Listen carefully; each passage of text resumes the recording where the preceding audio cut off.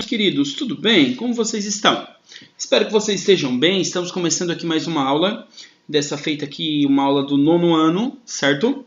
Então você que é meu aluno do 9º ano, aproveite bem, estude bastante, se cuide bastante para não ficar doente, claro.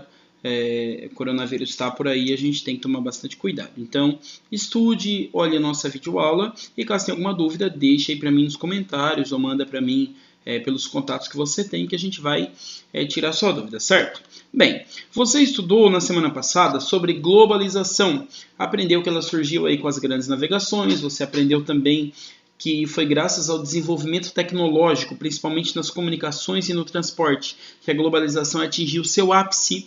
Você atingiu seu ápice, modo de dizer, porque ainda tem muito por vir ainda, mas ela se desenvolveu bastante. Você viu também que vários fluxos foram criados por causa da globalização. Na verdade, a globalização é a intensificação desses fluxos de pessoas, de produtos e serviços, de capital, de tecnologia, de informação, de cultura. Tem muitos fluxos acontecendo pelo mundo afora, certo? Bem, um desses fluxos mais importantes é o fluxo tecnológico, porque ele não só é um fluxo da globalização, como ele reforça a própria globalização. E olha só, nessa aula, nessa semana, você vai estudar aí sobre inovações técnicas e transformações espaciais. O que é isso, professor? Que tanto palavrão? Fique tranquilo, na verdade você vai estudar basicamente sobre a primeira, a segunda e a terceira revolução industrial, ok? Revolução industrial. Tente imaginar o mundo como ele era antes do surgimento das máquinas, antes do surgimento da eletricidade. O homem ainda produzia alimento, o homem produzia roupas, o homem produzia móveis, utensílios, objetos metálicos. No entanto, tudo era feito de forma artesanal, ou mesmo quando era manufatura, mas ainda assim era feito à mão. Na verdade, a palavra manufatura significa feito à mão, certo? Então, olha só. Da produção manual até a indústria. Observe as imagens. Depois, responda as questões no seu caderno. Você não vai precisar responder agora, certo? Apenas observe essas duas imagens. A primeira imagem é a produção manual de remo no século XVIII na Itália. Ilustração de Giovanni Grevenbroich, meados do século XVIII, aquarela sobre papel. Aqui nós temos a ilustração de um homem produzindo um remo. Sabe aqueles remos que a gente vê aí nos barcos pequenos? Então, ele estava produzindo de forma manual, estava usando aqui uma goiva manual. Se você não conhece, o nome dessa ferramenta se chama goiva, o nome desse aqui se chama torno. Então aqui estava preso esse pedaço de madeira e ele foi esculpindo esse pedaço de madeira. Já aqui, um grupo de mulheres conhecido como Filhas da Liberdade, que no século XVII nos Estados Unidos, protestavam contra a dominação britânica produzindo seus próprios tecidos. Ilustração do século XIX. Em ambos os casos, nós estamos vendo aqui pessoas produzindo algo, seja um remo, seja tecido, pessoas estão produzindo. Aqui nós estamos vendo puramente artesanato, certo? É um artesão esculpindo algo, preparando algo. É uma produção individual, feita apenas por este homem. Já aqui nós estamos vendo várias mulheres, cada uma fazendo uma parte do seu trabalho, e aqui nós já estamos vendo o começo da manufatura. Claro que aqui não haviam ainda máquinas automatizadas, nós tínhamos aqui o tear manual, nós tínhamos aqui uma roca de fiar, então essa mulher aqui estava fazendo os fios, essa aqui pegava os fios e transformava em tecido, as outras ajudavam, cada uma fazia a sua parte. Mas é muito legal você perceber que nós vemos duas formas de produzir, uma forma artesanal e uma forma de manufatura. E é justamente essa forma de manufatura que, com o surgimento das máquinas automáticas, máquinas a vapor, depois mais tarde máquinas hidráulicas, máquinas movidas à eletricidade, é que vai surgir as modernas indústrias que nós conhecemos hoje, que são aí a expressão máxima do capitalismo, certo? Olha bem a pergunta. Que diferenças você observa entre os processos de produção representados nas imagens? Na imagem 2, todas as pessoas parecem realizar a mesma atividade? Bem, eu acabei de falar, cada uma tem a sua parte, certo? Não vou continuar aqui, porque senão você vai ver aqui as respostas, já que esse é o PDF do meu livro, o livro do professor. Antes do surgimento das fábricas, a transformação de matéria-prima ocorria de forma artesanal, prevalecendo o trabalho manual e individual, ou seja, o artesão realizava sozinho todas as etapas de produção. Ou seja, voltando lá neste homem que está aqui produzindo o remo, ele apenas sozinho fazia todas as etapas para a produção do seu produto. Talvez não fizesse apenas o remo, fizesse aí a canoa ou o barco também, mas era uma produção artesanal, apenas uma pessoa fazia. Prevalecia o trabalho manual e individual, ou seja, o artesão realizava sozinho todas as etapas da produção. Além disso, eram utilizados instrumentos simples como facas, tesouras, martelos e agulhas. Muitas vezes a produção dos bens ocorria na casa do artesão, era a oficina de ofício do artesão. Por volta do século XVI, então aí em torno de 1500, alguns artesãos começaram a se organizar nas chamadas oficinas manufatureiras. Surge então a manufatura, caracterizada pelo trabalho em grupo, ainda predominantemente manual. Voltamos lá na imagem das mulheres. Opa, passei direto, gente, desculpa. Já temos aqui mulheres se organizando em manufatura, certo?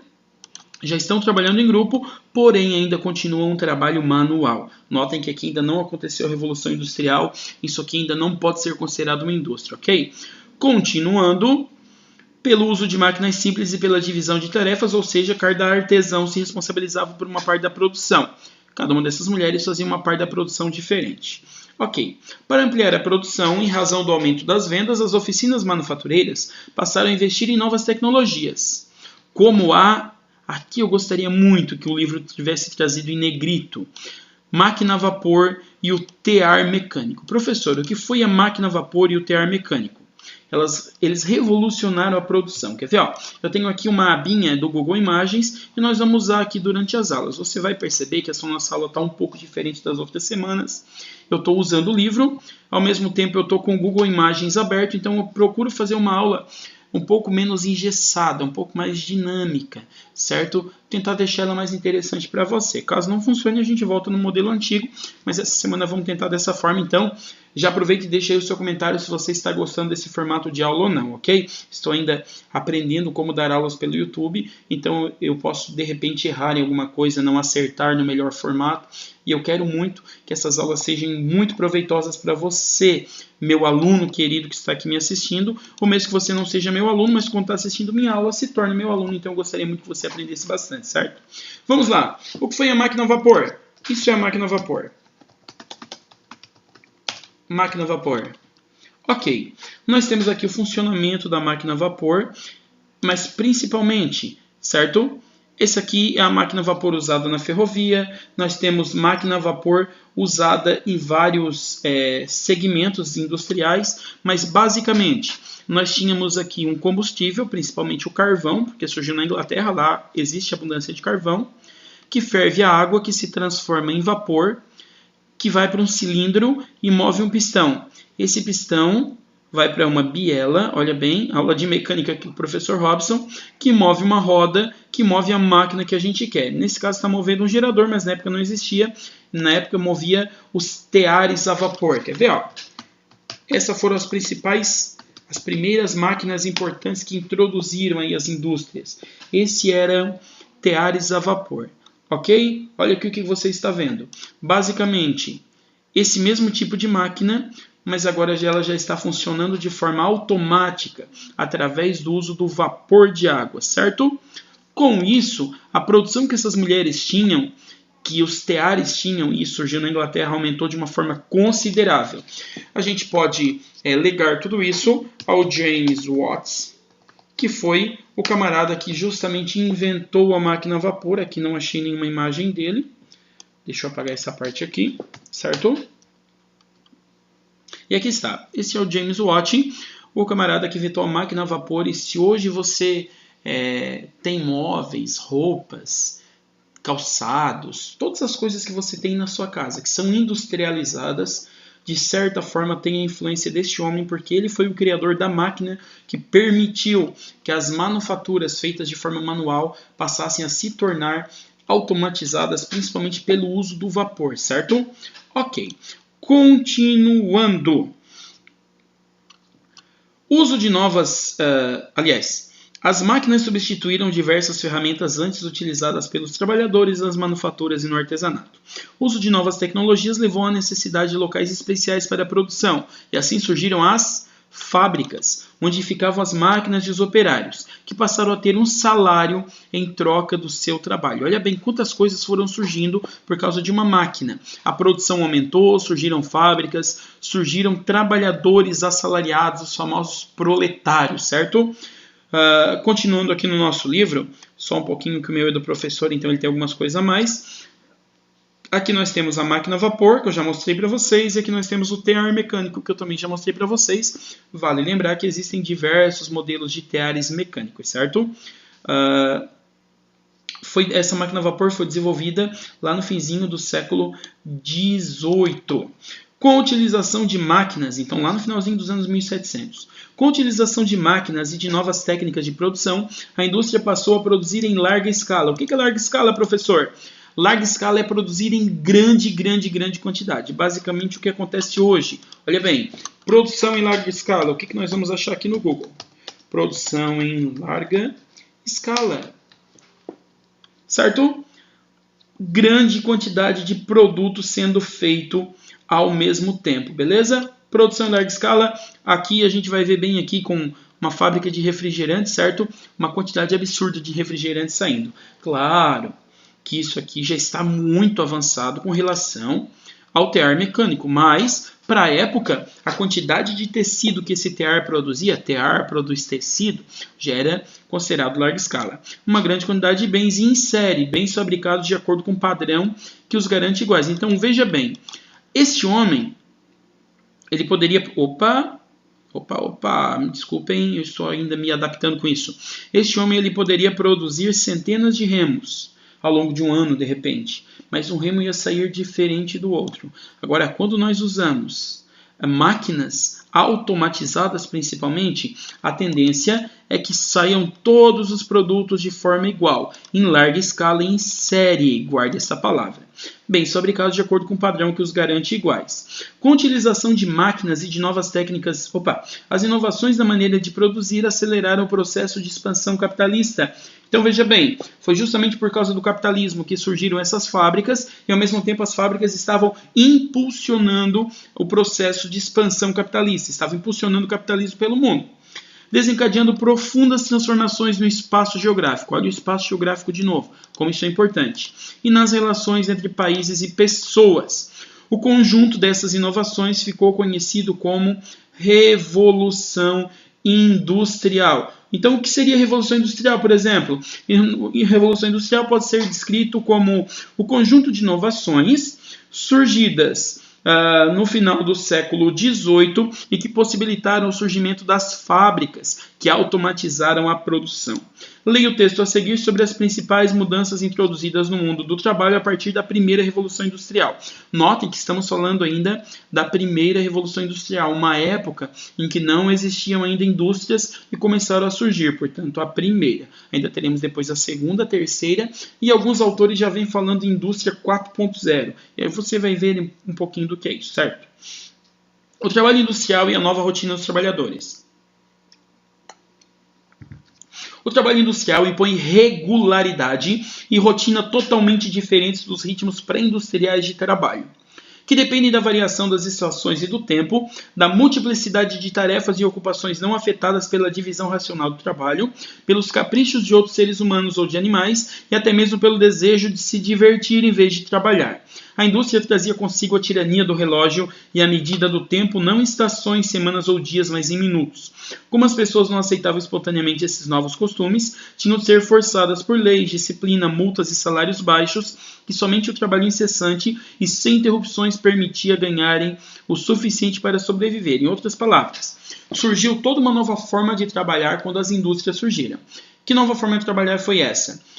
O homem na indústria já não se preocupava mais se era inverno ou verão, porque ele não dependia de plantar, por exemplo. Ele se preocupava, sim, em quantas horas de trabalho ainda faltava para serem cumpridas.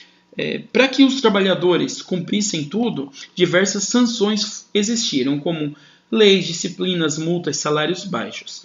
Claro, gente, que veja bem, não sejamos injustos com fábricas, com o capitalismo.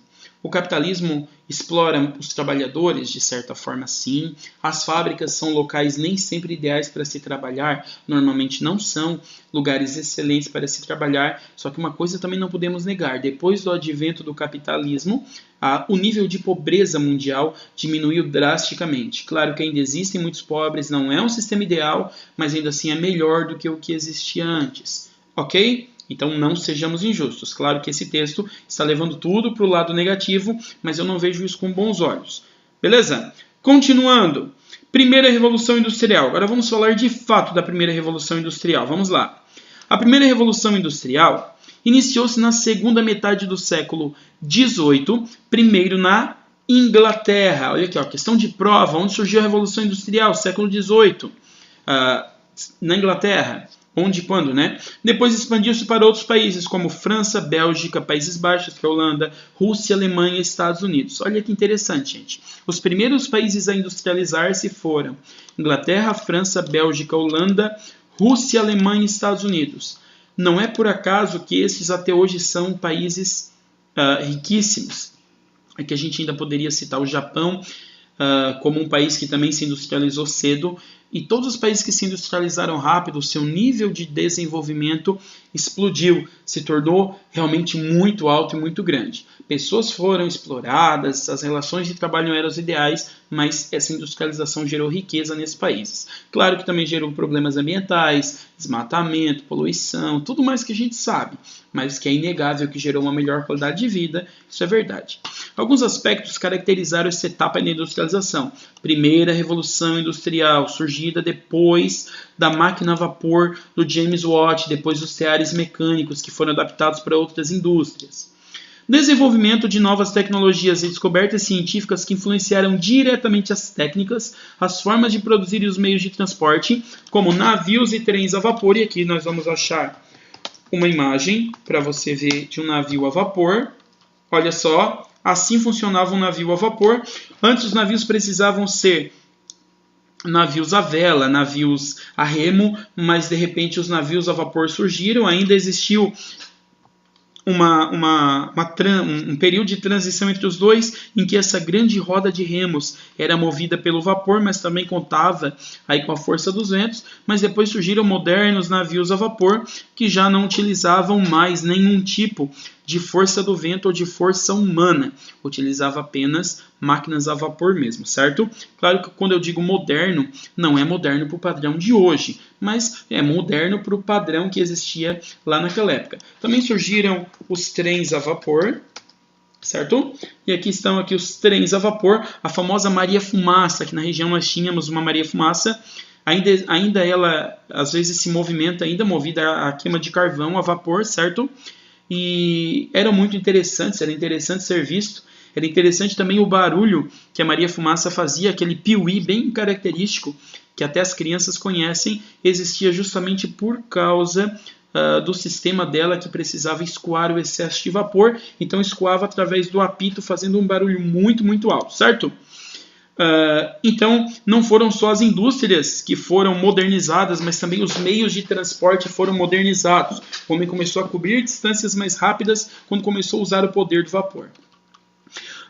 Outra característica da primeira Revolução Industrial, o domínio de indústrias têxteis e mineradoras que utilizavam carvão mineral como principal fonte de energia. Olha aqui, ó, carvão mineral foi a principal fonte de energia durante a primeira Revolução Industrial. A primeira Revolução Industrial se baseou na máquina a vapor. A máquina a vapor se baseia em geração de calor para tornar a água em vapor. E essa geração de calor era feita com a queima do carvão. Então as indústrias têxteis, que foram as primeiras impactadas pela máquina a vapor, com o tear mecânico, e as indústrias mineradoras foram as primeiras impactadas porque o carvão passou a ter uma utilidade muito maior, certo?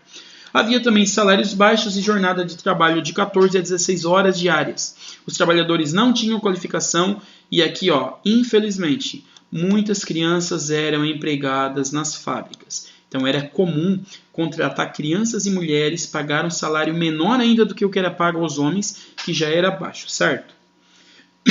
Desculpem. Opa. Ok, continuando. Com o capitalismo em expansão, na chamada Divisão Internacional do Trabalho, DIT, divisão dos países de acordo com sua especialização, os países industrializados passaram a controlar a economia mundial, tornando os demais países fornecedores de matérias-primas e consumidores de produtos industrializados. Então, basicamente, aqueles países lá em cima Inglaterra, França, Bélgica, Holanda, Rússia, Alemanha e Estados Unidos, também o Japão, que não está nessa lista, passaram a dominar o mercado mundial. Compravam matéria-prima, metal, algodão, carvão de outros países e em troca vendiam produtos industrializados. E aí é claro que os produtos industrializados eles tinham um valor agregado mais alto e isso fez com que esses países se tornassem cada vez mais ricos e os outros países cada vez mais dependentes dos produtos vindos dos países industrializados. A maior parte do lucro passou a vir da produção de mercadorias e não mais do comércio.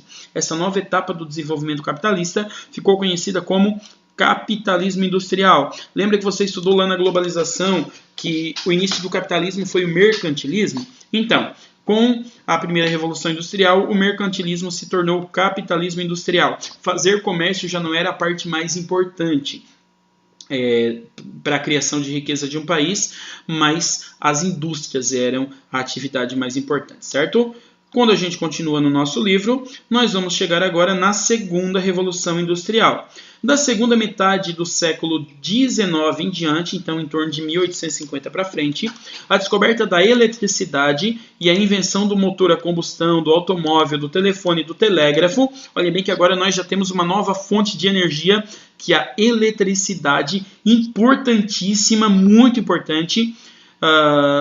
Eles permitiram, e também do motor a combustão, permitiram um novo salto de avanço, o que antes surgiram inúmeras fábricas, as cidades foram mudadas pelo vapor, nós tivemos trem a vapor, tivemos navio a vapor, agora já começamos a ter eletricidade movendo fábricas, iluminando casas, iluminando ruas e motores a combustão, principalmente o motor movido a diesel, que foi muito importante na primeira etapa, e depois mais tarde os motores a querosene da aviação e também os motores a gasolina de carros e motos de passeio aí. Essas novas tecnologias ampliaram a produção e deram origem a uma nova fase do processo de industrialização, chamada Segunda Revolução Industrial. Então olha bem, questão de prova. Quais foram as tecnologias que permitiram a segunda revolução industrial? Basicamente, a eletricidade e o motor a combustão. Entre as características dessa etapa, destacam-se.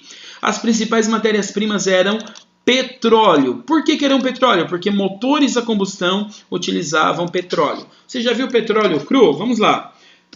A gente costuma ver petróleo mais transformado em gasolina, em diesel, né? Até mesmo em plástico, tá? Petróleo também serve para isso. Mas agora vamos ver como é que é o petróleo realmente quando ele é achado na natureza. Isso aqui é petróleo, certo? Petróleo, infelizmente, aqui derramado no chão, mas isso aqui basicamente é petróleo. Graves acidentes ambientais têm acontecido por causa do petróleo, certo? Mas aqui está o petróleo.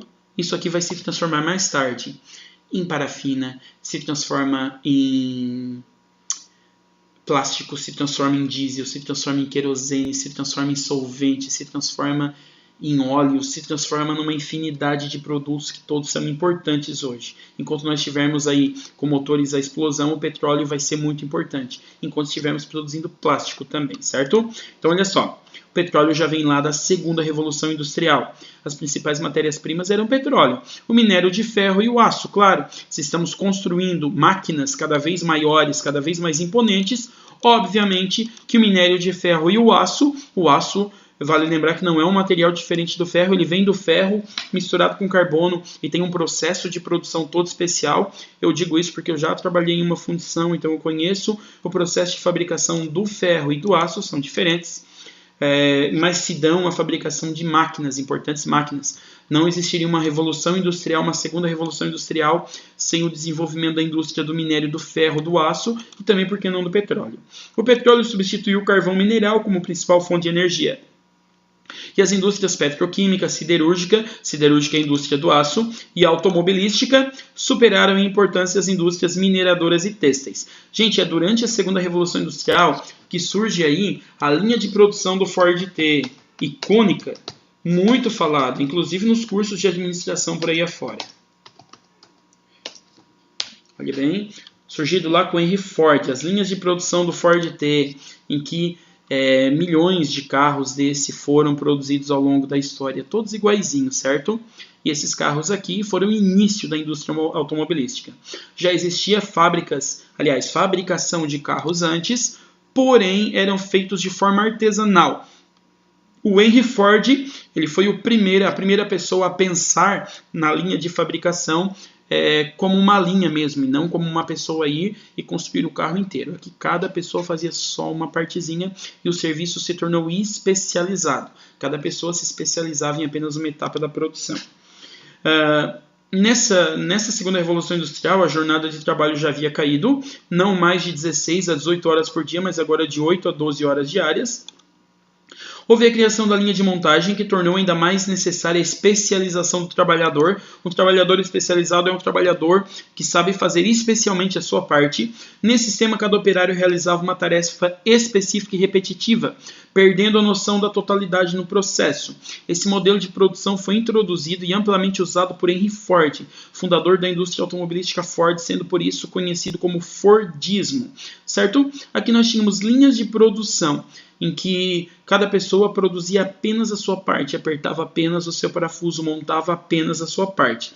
Aqui é uma linha em montagem de uma fábrica de eletroeletrônicos em Washington, D.C., capital dos Estados Unidos, em 1925. Um filme muito interessante, gente, e que eu recomendo que vocês assistam, é o filme Tempos Modernos, do Charlie Chaplin. Olha aqui, ó. Charlie Chaplin. É um filme interessantíssimo, recomendo que vocês assistam. Mostra o Charlie Chaplin como trabalhador de uma dessas indústrias, claro, de uma forma satírica, forçando assim a barra em muita situação, claro, porque é um filme de comédia, mas é uma crítica muito importante a como era esse modo de produção predominante durante a segunda revolução industrial, certo? Assistam, olha bem, Tempos Modernos, do Charlie Chaplin. Nessa segunda revolução industrial também existe ampla integração entre capital industrial e capital bancário. Então aqui os bancos começam a se tornar cada vez mais importantes porque eles financiavam as indústrias e eles também fundavam e assumiam essas indústrias, essas empresas. As instituições bancárias assumiram o controle de muitas empresas e algumas criaram bancos para financiar seus próprios negócios. Essa é a fase do capitalismo financeiro. Então, olha bem, estamos saindo do capitalismo puramente industrial e já estamos entrando no capitalismo financeiro, onde a indústria continua sendo muito importante, o capital é muito importante, mas agora o sistema financeiro e bancário adquire uma importância muito grande, porque para montar todas essas fábricas era necessário muito capital. Nessa época, a moeda passou a ser uma importante mercadoria do capitalismo. Surgimento de multinacionais. A busca de mão de obra mais barata e mercado consumidor.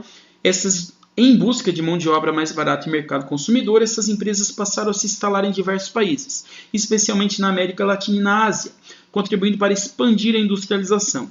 Países como Brasil, México, Argentina, África do Sul, Índia e Coreia do Sul passaram a produzir mais e a exportar produtos industrializados, deixando de ser exclusivamente exportadores de produtos primários. Então, nessa fase em que as multinacionais começam a surgir, países que antes não tinham tradição de indústria, como Brasil, África do Sul, Índia, Coreia do Sul, Argentina, México, Indonésia, esses países, a própria China, eles passam a produzir mais e a exportar produtos industrializados, certo?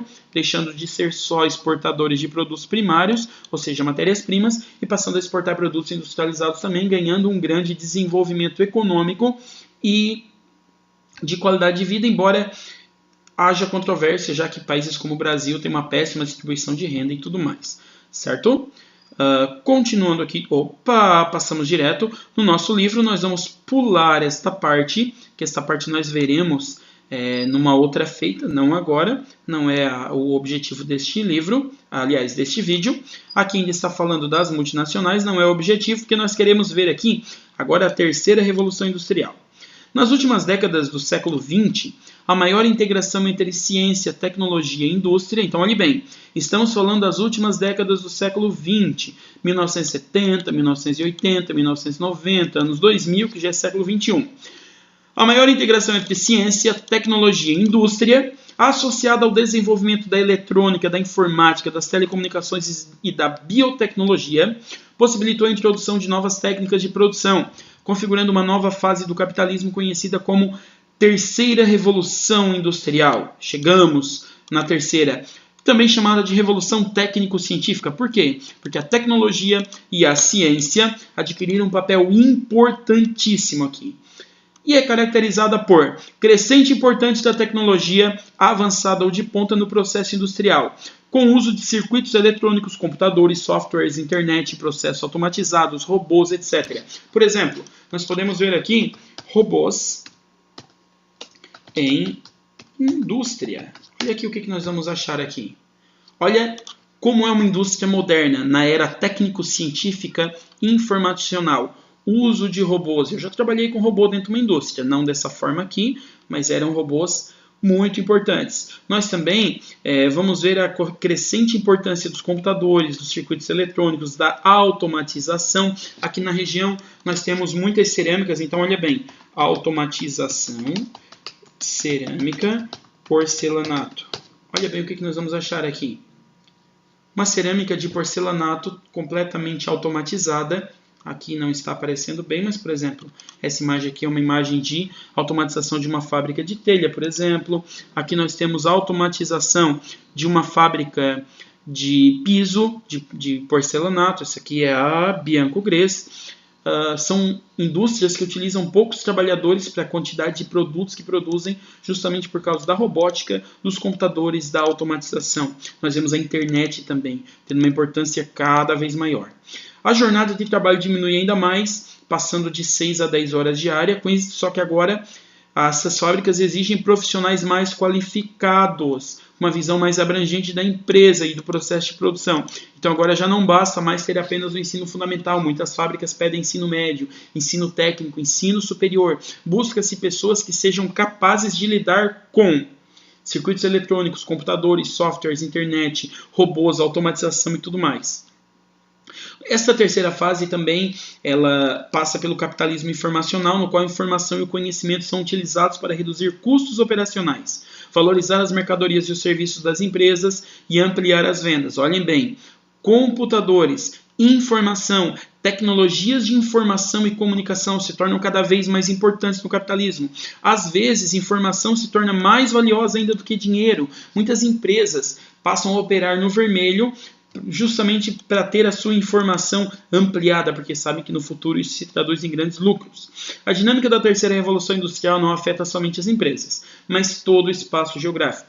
A ciência, a tecnologia e a informação constituem a base atual da vida em sociedade. Dessa forma, o espaço geográfico torna-se um meio técnico, científico e informacional. Olhem, onde a técnica, a tecnologia, na verdade, a ciência e a informação se tornam absurdamente importantes. Constituído por paisagens onde cada vez mais aparecem elementos como antenas de satélite, telefonia celular, redes de eletricidade, cabos de fibra ótica, modernos sistemas de transporte e prédios inteligentes, entre outros elementos.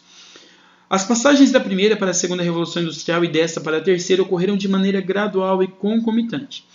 Ou seja, muitos elementos da primeira foram transportados para a segunda, muitos elementos da segunda foram transportados à terceira.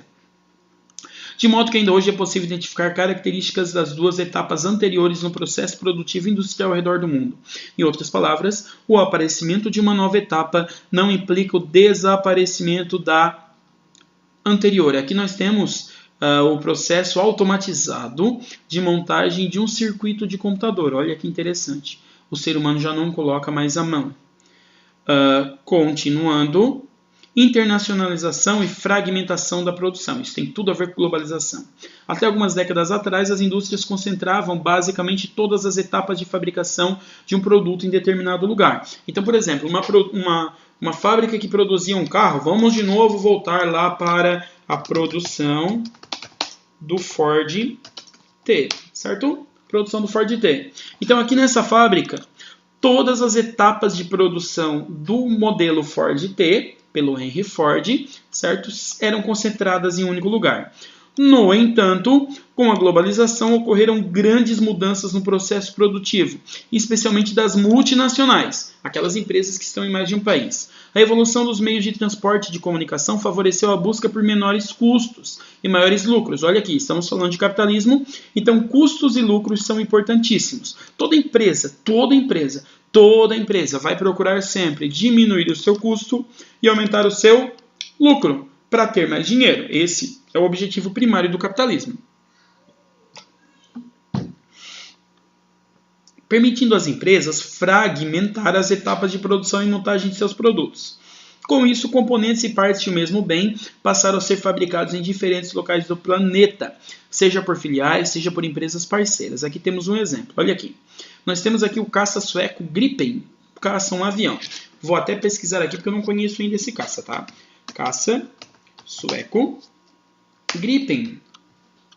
Olha, um caça muito bonito, foi comprado a aeronáutica brasileira, tem comprado vários desses caças, certo? Então aqui você está vendo o caça Gripen, que é esse dessa imagem. Como fica a divisão de fornecedores do Gripen prevista para os últimos modelos a serem entregues no Brasil? Olha só, o sistema hidráulico, o sistema de combustível, comunicação, o sistema de gestão do piloto, partes do radar, o canhão, partes do armamento, o sistema de energia principal de emergência são feitos pela Europa. Ok.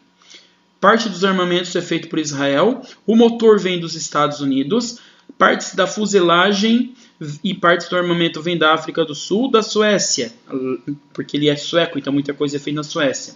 Temos conexão de dados, partes, né? Sistema de controle de voo é totalmente sueco, partes da fuselagem, partes dos computadores, partes do radar, o sistema de guerra eletrônica, que é o detector de radares. E do Brasil, olha que interessante, nós temos conexão de dados, o sistema elétrico inteiro vem do Brasil, o sistema de busca e rastreio por infravermelho vem do Brasil, parte dos computadores, toda a navegação é tecnologia brasileira, e partes da fuselagem e partes do armamento também vem do Brasil.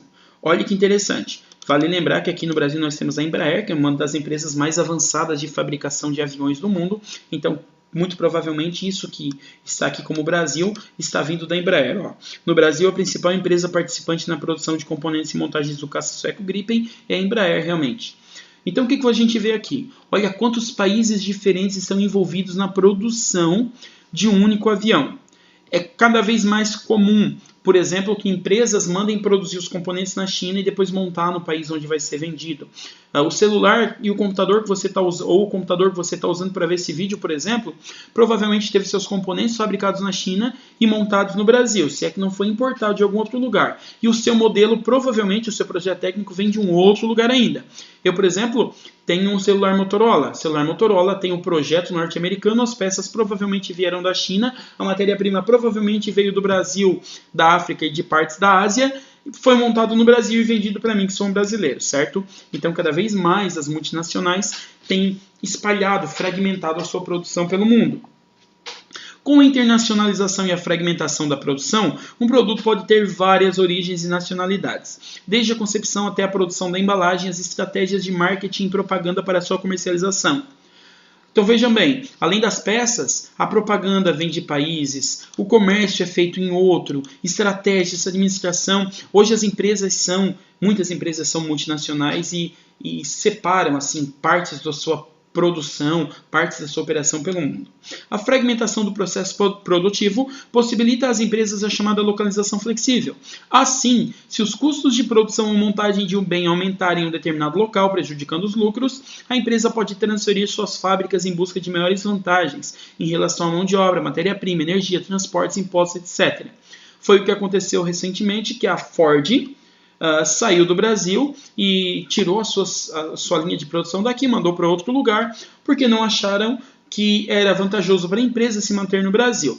Talvez algo com relação à mão de obra, matéria-prima, energia, transportes, impostos. Sabemos que o Brasil não é um país fácil de se empreender. Dentro dessa lógica empresarial, as multinacionais operam no espaço geográfico mundial como se não existissem fronteiras entre os países. Daí também elas são chamadas de transnacionais. Certo? Beleza? Ficamos por aqui. Na próxima aula nós pegaremos um pouco de globalização e espaço geográfico, falaremos um pouco mais sobre as empresas, espero que seja assim, claro, se não surgir nenhum problema. Espero que você tenha gostado, espero que você tenha aprendido aí bastante. Te peço, caso você não tenha entendido alguma coisa, deixe aí nos comentários. Eu sei que eu falei um pouquinho rápido, passei bastante conteúdo hoje, mas é assim mesmo, faz parte para poder tudo funcionar direitinho. Deixa nos comentários, deixa aí a sua dúvida, o seu elogio, sua sugestão, sua crítica, é muito importante. Professor, não entendi nada. Não tem problema, fala ali que eu vou tentar lhe explicar de uma outra forma. Professor, a letra estava muito grande, estava muito pequena, tu falou muito rápido, muito devagar. Não tem problema. Deixa nos comentários que eu vou tentar responder a todos vocês, certo? Se você é meu aluno, deixa aí o seu joinha, não se esqueça, se inscreve no canal, claro, deixa o seu nome, deixa a sua turma, deixa a escola, certo? A sua escola, para que eu saiba que você assistiu o vídeo até aqui. Tchau, tchau, espero que você tenha gostado e nos vemos na próxima aula. Adeus!